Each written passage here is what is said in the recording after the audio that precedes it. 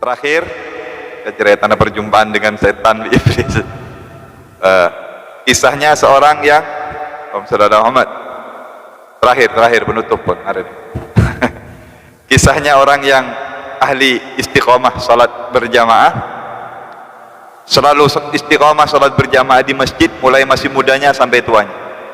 Ketika pas musim hujan, nggak mungkin ya kak, hujan semalam suntuk turun sampai subuh. Ketika subuh, orang ini yang ahli istiqomah, saya mengatakan saya tetap akan sholat di masjid. Rumahnya agak jauh dari masjid dan jalannya baik. Dia mengatakan saya tetap sholat di masjid. Jalan keluar dari rumahnya, baru keluar orang tua sudah jalannya pelan-pelan, jalan di sini dia terpeleset, jatuh, becek semua baju. Akhirnya dia pulang, dia mengatakan saya akan salin, saya akan kembali lagi ke masjid. Pulang, ganti baju, jalan lagi ke masjid. Pelan-pelan, jalan oleh separuh perjalanan, jatuh lagi, becek lagi semuanya. Kembali lagi kedua kalinya dia mengatakan saya akan tetap berjamaah di masjid, saya akan ketiga kalinya dia sudah hampir nyampe masjid, mau masuk ke dalam masjid, terpeleset, apa namanya, apa bahasa Indonesia, tergelincir, terpelecar, bahasa Inggris, pelecar bahasa Inggris biasa.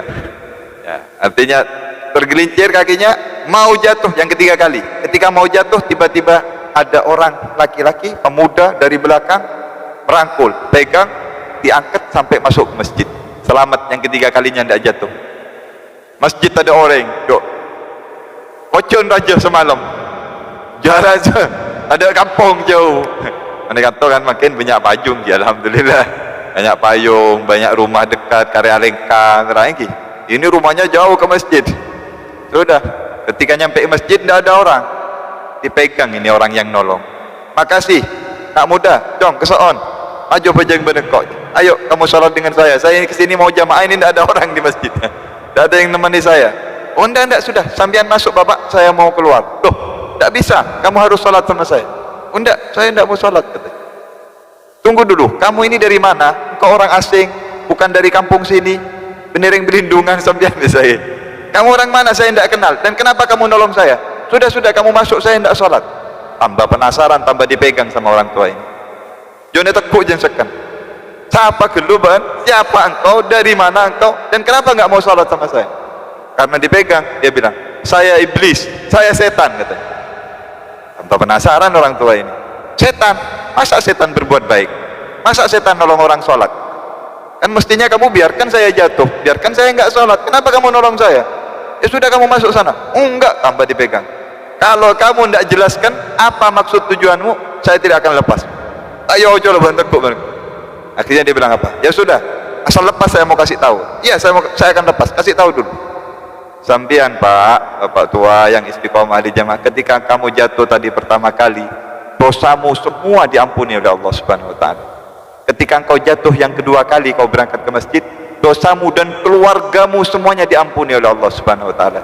Ketika engkau mau jatuh yang ketiga, aku takut dosamu dan dosa orang sekota ini diampuni oleh Allah. Mohon ben keker, kalau engkau jatuh dan dosanya orang sekota ini diampuni oleh Allah, kan percuma saya goda manusia ini. Dak olehnya kok ala Korea puluhan tahun. Kalau sampai dosanya semua orang diampuni oleh Allah, gara-gara engkau yang bersabar atas apa? Diuji oleh Allah dengan jatuh ini. Aku takut dosanya orang sekota diampuni, makanya aku pegang kau. Ada iblis agak bagus sob. Tidak ada ceritanya iblis itu mau berbuat kita kebaikan. Dia takut dosanya orang banyak diampuni, makanya dipegang ini. Dokop dukali sudah dikeker banyak. Dokop aben keluarga si ampun aja sampai orang sekampung yang ampun. Ini diantara beberapa kisah orang-orang soleh yang berjumpa dengan iblis, ya. Tapi mudah-mudahan Allah lindungi kita, ya. Jangan berharap berjumpa dengan iblis. Jangan nyari pertemuan dengan iblis, karena takut nggak kuat kita. Ya, takut nggak. Minta perlindungan kepada Allah, minta diselamatkan. Oh ya, boleh setong terakhir. Nabi Yahya pernah ketemu iblis, minta sama Allah ingin bertemu dengan iblis. Ya Allah, pertemuan saya dengan iblis, saya ingin bertanya.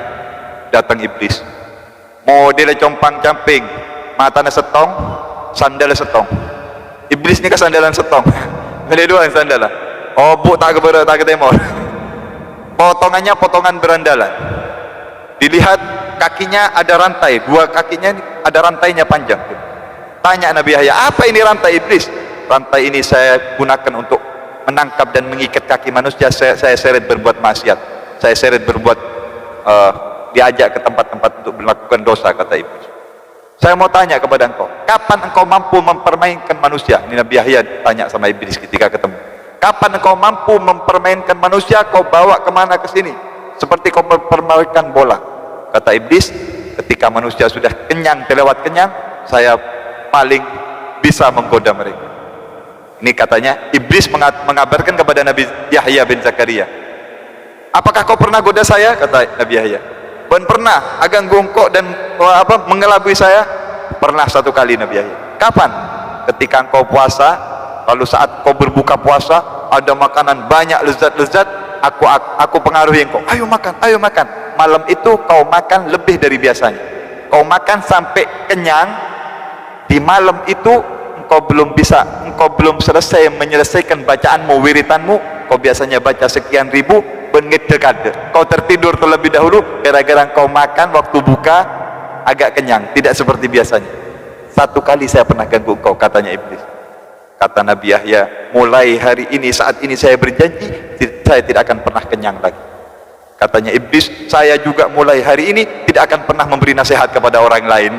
Tak pernah beri nasihat supaya mereka bisa saya ganggu. Jadi katanya iblis, paling mudah ketika kita kenyang terlebet kenyang. Kenyang ada dua, kenyang ada dua. Kenyang dengan makanan, terlalu kenyang, ya biasa menoreng binyangakan ini ke binyak tidung, ya kan? Otomatis kan? Orang kalau banyak makannya, banyak tidurnya, banyak ke toiletnya, banyak kejeding, ke sungai.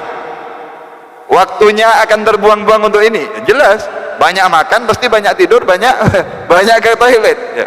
Kalau sedikit makan, sedikit juga tidurnya, sedikit juga waktunya terbuang-buang, lebih banyak untuk berzikir kepada Allah Subhanahu wa taala. Bisa kenyang dari makanan atau kenyang dari harta, terlewat banyak hartanya tapi tidak dekat dengan orang soleh. Kaya raya lebih dari yang dia butuhkan tapi tidak dekat dengan masjid, tidak dekat dengan ulama, tidak digunakan untuk ibadah kepada Allah. Itu yang nanti hartanya akan dibuat bermaksiat kepada Allah. Kebanyakan yang orang bermaksiat itu yang mereka hartanya berlebih dan tidak berkumpul dengan orang soleh, tidak berkumpul dengan majlis-majlis yang baik. Itu yang banyak juga dipengaruhi oleh setan. Mudah-mudahan Allah selamatkan kita semuanya. Mudah-mudahan majlis ini diberkahi oleh Allah Subhanahu wa taala. Ya Arhamar Rahimin, ya Akramul Akramin, ya Ajwadal Ajwadin. Mudah-mudahan Ustaz Mastur dan jemaahnya semuanya diberi barakah oleh Allah Subhanahu wa taala. Ya Allah, ya Rahman, diberikan istiqamah ya Rabb. Allahumma rzuqna istiqamah ya Arhamar Rahimin.